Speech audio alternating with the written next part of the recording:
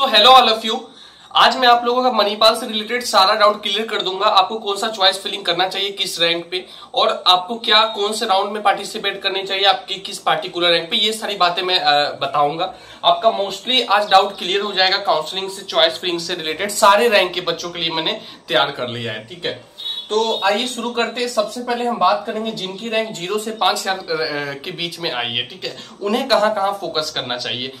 देखो, उन्हें जो है मेनली कंप्यूटर रिलेटेड जो टॉप की ब्रांचेस है मणिपाल मेन कैंपस पे, उस पर ज्यादा फोकस करना चाहिए। जैसे आर्टिफिशियल इंटेलिजेंस और data science Manipal, computer communication main campus, CSC main campus, CSC artificial intelligence machine learning, इस पे CSC internet of thing main campus में है नहीं तो इसको छोड़ दो। डाटा साइंस पे इलेक्ट्रिक एंड कंप्यूटर पे कर दो, और आईटी पे कर दो। ये सारा अगर आप चॉइस फिलिंग मारोगे तो इनमें से मिलने की प्रोबेबिलिटी है। और बाकी देखो, ये तो मैंने अपने अकॉर्डिंग बता दी। अगर आपको किसी ब्रांच में ज्यादा इंटरेस्ट है या आपको किसी कैंपस में ज्यादा इंटरेस्ट है तो वो आप अपने हिसाब से डालना, मेरे हिसाब से नहीं। ठीक है, मैंने एक जनरल सीक्वेंस बताया है कि ये होना चाहिए। इसमें भी सीक्वेंस की बात करोगे तो पहले नंबर पे कंप्यूटर साइंस, फिर आईटी डाल दो या एआईएमएल डाल दो, वो आपकी इच्छा है।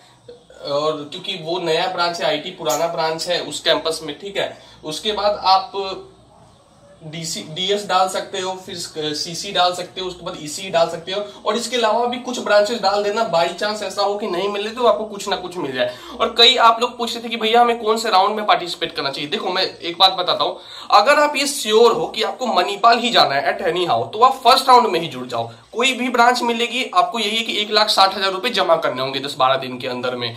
तो अगर आप कंफर्म हो कि भाई साहब मुझे मणिपाल में जाना है, तो लेट क्यों कर रहे हो। जितना जल्दी जाओगे उतने कम कंपटीशन होगा शुरुआत के राउंड में, तो आपको ब्रांचेस मिलने की प्रोबेबिलिटी बढ़ जाएगी। और खासकर जिनकी रैंक अच्छी रही उन्हें तो और जल्दी जाना चाहिए। लेकिन जिनके मन में अभी भी ऑप्शन है जेई मेन या और कोई कॉलेजेस, तो वो लेट कर सकते हैं, इसे लास्ट तक जा सकते हैं। जाने को तो स्पॉट राउंड तक भी जा सकते हैं जिनकी अच्छी रैंक है, क्योंकि उनको तो मिल ही जाएगी। अगर एक भी सीट खाली होगी तो उनको लास्ट तक मिल जाएगी, है ना। तो ये एक और बात यार, मणिपाल पे मैंने 15 से 20 वीडियो पिछले 12 महीने में बनाई है यार। आप लोग सब्सक्राइब अगर चाहो मेरे, सब्सक्राइब करके आप लोग अकेले मणिपाल की स्टूडेंट 10,000 पूरा कर सकते हैं। बस एक रिक्वेस्ट यार, इतनी मेहनत करता हूं, सब्सक्राइब कर दो चैनल को। ठीक है, अब आगे बढ़ते हैं। 5,000 रैंक तक क्यों समझ आ गया। अब आगे बढ़ते हैं 10,000 रैंक की तरफ। यहाँ पे आपको क्या क्या बनना चाहिए। देखो, जो 10,000 वाले वो ये तो आप भर ही दो, जो 5,000 में मैंने बताया वो तो आप भर ही दो। ठीक है, कुछ 2-4 ब्रांच, 2-3 ब्रांच छोड़ के जिसके चांसेस कम है, या वो भी चाहो तो बढ़ सकते हो। और ये सब तो भर ही दो, जैसे सीसीडीएस इसी, ये सब तो आपको भरना ही है। ठीक है, उसके बाद और एक्स्ट्रा क्या क्या भरना है आपको। आप चाहो तो जयपुर कैंपस का कंप्यूटर साइंस भर सकते हो, वो आपको मिलने की प्रोबेबिलिटी है। और आप साथ ही में CSC internet of thing Jaipur campus में वो भी आप भर सकते हो।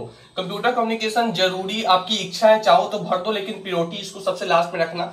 और प्रीफरेंस ऐसे डालना कि आपको जो सबसे अच्छा लगता है उसको सबसे ऊपर में रखना है।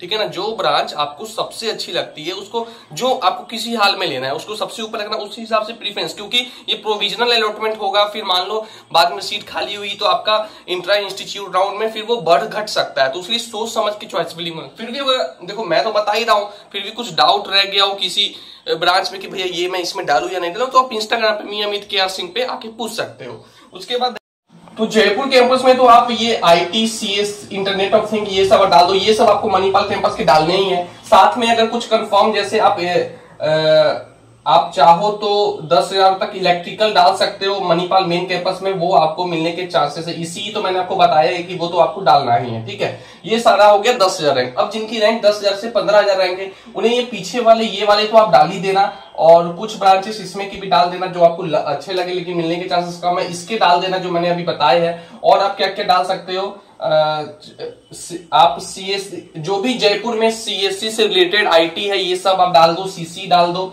सीसी जयपुर का आप डाल सकते हो। ठीक है ना, उसके बाद आपको मैकेनिकल और मेकाट्रॉनिक्स डाल देना है मेन कैंपस का, जो मिलने की आपकी सबसे ज्यादा संभावनाएं हैं इस रैंक पे। और इसी तो डाल ही देना, इलेक्ट्रिकल तो मणिपाल कैंपस का डाल ही देना मेन कैंपस का। और जयपुर का भी जो सीएससी रिलेटेड ब्रांचेस है वो आप डाल देना। ठीक है, अब 15,000 से 20,000 जिनकी रैंक है उनको क्या करना चाहिए। तो भाई प्रीवियस ये दोनों तो आप डाल ही दो अपने अकॉर्डिंग, जो आपको अच्छा लग रहा है, जिसके चांसेस है, या मुझसे पूछ लो। और साथ में आपको कुछ जो एक्स्ट्रा ऐड करना है वो डाटा साइंस या इसी जयपुर ये सब आप ऐड कर सकते हो। और अगर मेन कैंपस की बात करें तो आप यहाँ पे एरोनॉटिकल ऐड कर सकते हो, और साथ में EI भी ऐड कर सकते हो, इलेक्ट्रॉनिक एंड इंस्ट्रूमेंटेशन, और एरोनॉटिकल भी आप इस पे ऐड कर सकते हो मेन कैंपस में। और जो मैंने प्रीवियस बताया उसमें से भी जो आपको लगे कि ये मिल सकता है वो भी आप ऐड कर सकते हो। अब आ जाते हैं भाई रैंक जिनकी 20,000 प्लस है, 20,000 से 25,000 के बीच में है, उन्हें क्या क्या डालना चाहिए। तो उन्हें भाई देखो एरोनॉटिकल, ऑटोमोबाइल, ये सब तो आप डाल दो 25,000 तक, ठीक है। आप जयपुर कैंपस के जो CSE वाले ब्रांचेस है अगर उसमें इंटरेस्टेड हो तो वो भी आप डाल सकते हो, ठीक है। और सिक्किम के भी आप CS से आप चाहो तो डाल सकते हो, आपके इंटरेस्ट के ऊपर है कि आपको सिक्किम जाना है या नहीं। और मणिपाल के आपको सिर्फ कोर पे फोकस करना है, कोर ब्रांचेस पे आपको फोकस करना है, मतलब प्रीवियस वाले इन दोनों में से लेके इसमें डालने हैं। और जयपुर के जो CSE वाले ब्रांचेस है वो सारे तो आप डाल ही दो, ठीक है। और साथ में जयपुर के जो कोर ब्रांचेस है जैसे मैकेनिकल, मेकाट्रॉनिक्स, वो भी चाहो तो आप इसमें डाल सकते हो। अब जिनकी रैंक 25,000 से 30,000 तक है उन्हें क्या करना चाहिए भाई, उन्हें बायोटेक्नोलॉजी, केमिकल, ठीक है, केमिकल, पेट्रोलियम, ये सब आप डाल दो, सिविल डाल दो, है ना। इस 25,000 वाले में आप सिविल डाल सकते हो जो भी बच्चे मणिपाल के मेन कैंपस में चाहते हैं। तो इसमें आप जयपुर का डाल दो सारा, बायोमेडिकल आप डाल सकते हो मणिपाल मेन कैंपस का, EE Jaipur, electrical Jaipur, electronic communication Jaipur, EI Jaipur, ये सब डाल दो। Print technology main campus, industrial production main campus में आपको मिल सकता है। अब जिनकी रैंक, एक और बार बोल रहा हूँ भाई यार लोग यार सब्सक्राइब जरूर कर देना, सब्सक्राइबर बहुत, मैं आपको फ्री में इतनी मदद कर रहा हूँ, आप इंस्टा पे भी और कुछ पूछ सकते हो। फिर देखो 35,000 तक जिनकी रैंक है वो जयपुर कैंपस में केमिकल डालो, और सिक्किम के सारे ब्रांचेस डाल सकते हो जो भी आपको चाहिए, कंप्यूटर साइंस ये सब अगर आपको इंटरेस्टेड है वहां जाने में। तो अगर आप मेन कैंपस की बात करो तो आप ऑटोमोबाइल डाल सकते, नहीं जयपुर के लिए आप ऑटोमोबाइल से डाल सकते हो। मेन कैंपस मतलब प्रीवियस, देखो जो भी मैं आगे का बता रहा हूँ ना पहले का तो डाल ही सकते हो, ठीक है ना, उसमें कोई दिक्कत है नहीं।